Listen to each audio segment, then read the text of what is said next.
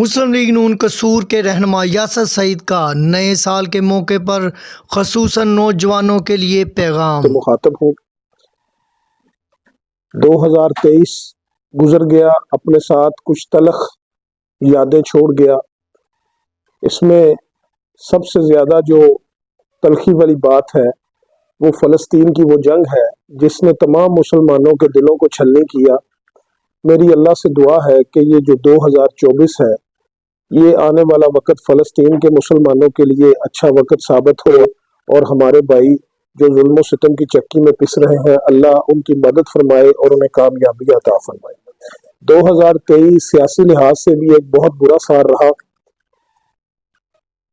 مگر صبح ہم 2024 کا آغاز کرنے جا رہے ہیں۔ میری اللہ سے دعا ہے کہ اللہ یہ سال ہمارے لیے باعث برکت ثابت ہو، پاکستان کے لیے باعث برکت ثابت ہو۔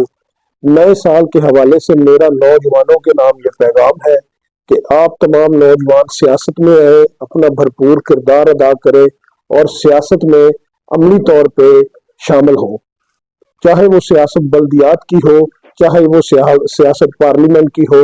اس تمام سیاست میں نوجوانوں کا کردار ہونا بہت ضروری ہے۔ میرا یہ ایجنڈا اور میری یہ کوشش ہے کہ میرے شہر کے نوجوان اپنے آپ کو اس سیاست میں شامل کریں تاکہ اپنے شہر، اپنے گلی، اپنے محلہ اور اپنے بچوں کے مسائل کو حل کیا جا سکے۔